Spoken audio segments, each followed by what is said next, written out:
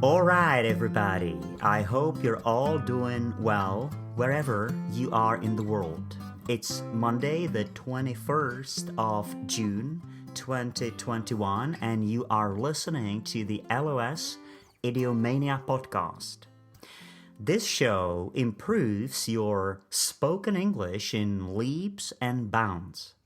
I'm Martin, the presenter of Idiomania and the founder of LOS Language Online Services. As always, I'm joined by my English friend Rory, who is going to help me explain today's expressions. Welcome back, Rory. Hi, Martin. Hello, listeners. Let's cut to the chase and introduce today's topic. Today's episode is called Foreign Exchange. Listeners, have you got any idea why we chose this title? If not, maybe Rory could shed some light on today's topic. Why foreign exchange, Rory? Well, we're using it as a pun, but literally it has two applications. One is financial, the second is educational. So in financial terms, foreign exchange relates to the changing of money from one currency to another. So when I change my English pounds into euro, when I go to France, that's foreign exchange. Educationally, it refers to when students swap countries. So a load of students will go from England to Italy to study, and a lot of students will travel in the opposite direction from Italy to England to study. So that's also foreign exchange. As I say, we're using it as a pun. The thing is, English gets a bad press with lots of countries because so many English words have crept into their language, especially French. It drives the French bananas. They hate it. But anyway, this actually cuts both ways. And there are loads, dozens and dozens and dozens of words from other countries that have crept into English. And we're going to highlight some of those in today's episode. That's right. And I guess we can go straight to the first expression without further ado. Shall we do it, Rory? Let's do it, Martin. Here's the example sentence. Listen. At 2-0, there was a slight chance of a comeback, but the third goal delivered the coup de grace. So the first expression here is coup de grace. What does it mean, Rory? This is a French expression, 3 words, coup de grâce, and it literally means blow of mercy, which translates into death blow. And this is an act of mercy which kills something that's already dying. Now, it comes from the battlefield. So if you imagine a medieval battle, it's over, one side's won, one side's lost. But on the battlefield, there'll be a lot of unfortunates who are dying. And they're dying slowly and painfully.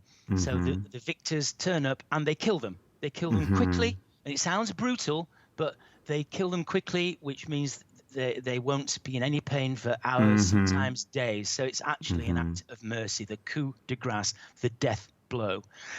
Sorry to be so bloodthirsty, listeners, so early on in the episode, but it gets better. So as an idiom, it means doing something that actually kills off somebody else's hopes or aspirations when they might have had a shout at survival. So in this example sentence, a team is 2-0 down. They're not completely out of it, are they, Martin? They might stage a comeback. But then the third goal goes in. 3-0. There's no chance of a comeback. They're dead in the water. They're going to lose. The third goal was the coup de grace. It was the mercy blow. And you actually hear commentators use this expression in exactly these sort of circumstances. Thanks.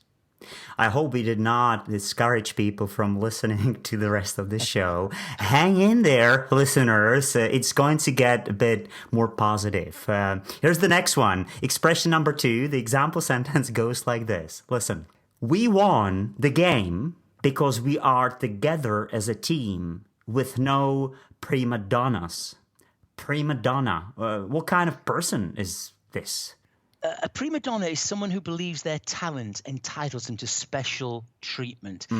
It's Italian 2 words, prima donna. Prima means first, donna means lady. And a prima donna is the leading lady in an operatic production. So it's the lady with the leading part, usually a soprano. Now, rightly or wrongly, but certainly stereotypically, a prima donna is a very demanding person. Usually, again, I say stereotypically, she wants so many things that a normal person wouldn't even dare ask for. So she'll ask for a dressing room that faces south. She'll ask for 4 bouquets of red roses in one corner, 4 bouquets of white roses in the other, champagne permanently on ice, somebody playing a violin in the corner. You know, this does sound a bit outrageous, but we know from reading about Maria Callas, for instance, the great prima donna, that she did make this kind of unreasonable demand purely because she felt entitled. I'm a great singer. You know, I'm entitled to this sort of treatment. Now, as a metaphor, we take that into real life, and we can think of people that are like this in real life. So look at this example sentence. Again, we're probably talking about football here. We won the game because we are together as a team with no prima donnas, yeah? If you have a prima donna in your team, somebody who believes that they're the most talented, they deserve special treatment, this can undermine the team dynamic, can't it? So it's somebody that puts themselves in front of the collective because they have an exaggerated idea of their own worth. Martin, if somebody calls you a prima donna, they ain't paying you a compliment. No, they're not. And I guess regarding teamwork, prima donnas are not welcome. Right, that's expression number 2. Here's number 3. This one is close to my heart because it comes from the language that I've been using for the last 10 years. Listen to the example sentence. The manager of the England football team has a smorgasbord of midfield players. I use the English pronunciation, but if I wanted to say this word in Swedish, where it comes from, it would be smörgåsbord. We stick with the English pronunciation. Yes. Smorgasbord. What does it mean, Rory? Listen, I said there were loads of words from other countries that had crept into English, but I didn't say we pronounced them exactly the same. So we've taken your Swedish pronunciation and we've butchered it. We've delivered the coup de grace to your pronunciation, and we now say smorgasbord.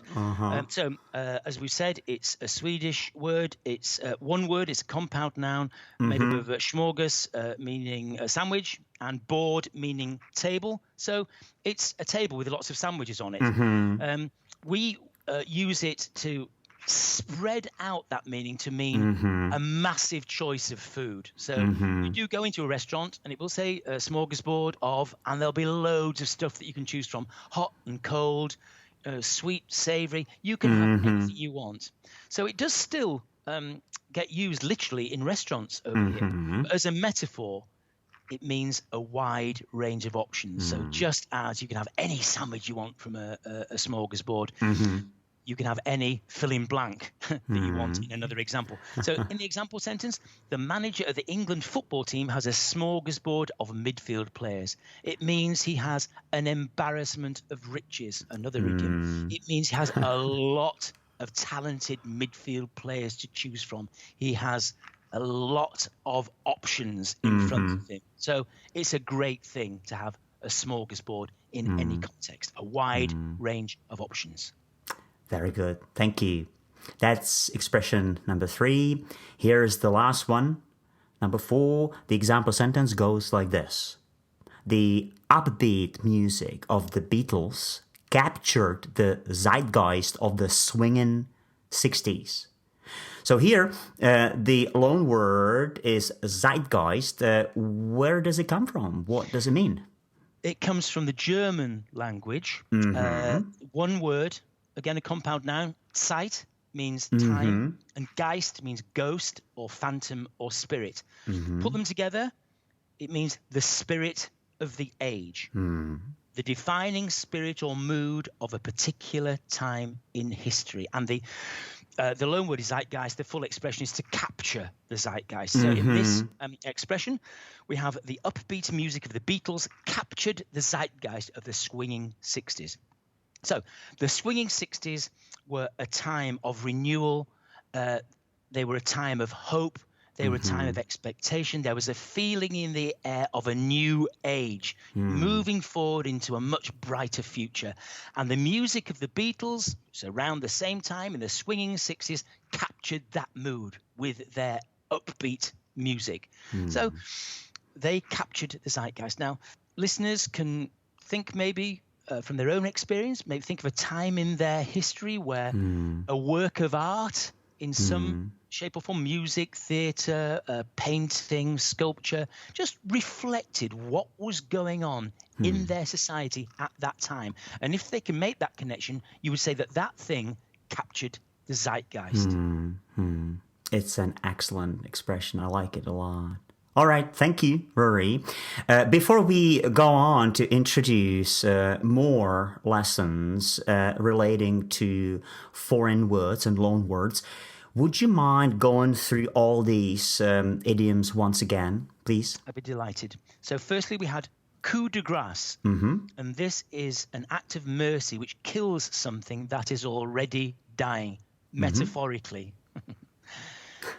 Secondly, we have prima donna. And this is someone who believes their talent entitles them to special treatment. Thirdly, we have smorgasbord. And this means a wide range of options. And finally, we have zeitgeist. And this is the defining spirit or mood of a particular time in history. Cheers, Rory. Listeners, if you want to explore this vocabulary area a bit further, please check out our DIY lessons about Japan. I'm sure that these 2 lessons will teach you something new, something you haven't seen or heard before. All you need to do is to visit our website. Go to www.languageonlineservices.com. That's all we've got for you today, listeners. I hope you've enjoyed this show as much as I have. Rory, thanks a million for coming on the show. It's been a blast, Martin.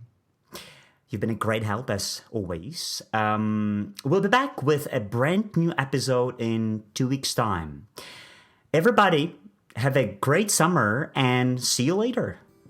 And using an Italian word that we sometimes use on these occasions, arrivederci, listeners. Goodbye.